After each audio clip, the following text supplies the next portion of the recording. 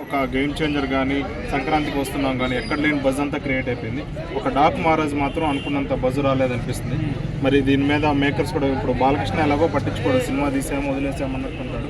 దీని మేకర్స్ వీళ్ళంతా నిర్మాతలు కానీ దీని డాక్ మహారాజ్ని కూడా పబ్లిసిటీ మంచిగా చేసి బజ్ క్రియేట్ చేసి 2 సినిమాలకు పోటీగా దీనికి కూడా పబ్లిసిటీ చేసి 3 సినిమాలు కూడా దాంతోపాటు వీటికి కూడా బజ్ వచ్చి ఇది కూడా మంచిగా ఆడేటట్టు చూడాలని. ఆంధ్రాలో టికెట్ల హైక్ కానీ బెనిఫిట్స్ వల్ల పర్మిషన్ ఇచ్చేసారు. మరి తెలంగాణ పరిస్థితి ఏంటి? దిల్ రాజు అడుగుతా అంటున్నారు మళ్ళీ రేవంత్ రెడ్డి గారు తీసుకున్న నిర్ణయం కరెక్ట్ అండి, 100%. ఇప్పుడు మొన్న ఈ ప్రీ రిలీజ్ ఈవెంట్లో కూడా పవన్ కళ్యాణ్ గారు చెప్పడం ఏంటంటే టికెట్ రేట్లు పెంచుతా కూడా పెంచుతున్నానని చెప్పి దానికి ఎందుకు పెంచాలా అని పెంచడానికి గల సమర్థించడం ఏదైతే ఉందో దాన్ని యాక్సెప్ట్ చేయట్లేదండి.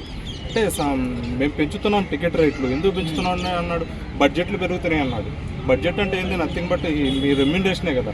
మీ జీతాలు పెంచుకుంటున్నారు. మీ జీతాలు ఎక్కడి నుంచి పెంచుకుంటున్నారు? ప్రజల జేబులోంచి 150 రూపాయలు కలెక్ట్ చేయాల్సింది 350 కలెక్ట్ చేసి మీ జీతాలు పెంచుకుంటున్నారు. ఇలా పెంచుకొని మీరు 1000 కోట్లు 2000 కోట్లు పెట్టి ప్రజల నుంచి దోచుకొని టాలీవుడ్ స్టాండర్డ్ పెంచాల్సిన అవసరం లేదు. ఇంకోటి మీకు ఇంకో రీజన్ ఇంకోటి చెప్పాడు, మేము ఇక్కడ రేట్లు పెంచకపోతే బ్లాక్లో అమ్ముతారని చెప్పాడు. బ్లాక్లో అంటే ఇది లీగల్ కదా. బ్లాక్లో ఇల్లీగల్ అయితే ఇది యాంటీ సోషల్ కదా. అంటే మీరు కంట్రోల్ చేయలేరా? హోమ్ డిపార్ట్మెంట్ మీదే కదా, గవర్నమెంట్ మీదే కదా. మీ చేతిలో ఉన్న గవర్నమెంట్ ఇండైరెక్ట్గా మేము ఫెయిల్ అవుతున్నాము అని చెప్పారు కదా పవన్ కళ్యాణ్. ఒకప్పుడు నేను ఏదో సినిమాకి మేము బ్లాక్లో తీసుకొని చూసానన్నారు కదా. అవునవునవునవును. సో ఒక డిప్యూటీ సీఎం హోదాలో ఉండి అలా చేయడం అంటే ఇండైరెక్ట్గా అలా చెప్పడం కరెక్ట్ అనుకుంటున్నారా? అంటే అది అప్పుడు డిప్యూటీ సీఎం కాదు కదా ఆయన. ఒకప్పుడు ఇట్లా జరిగిందని చెప్పాడు.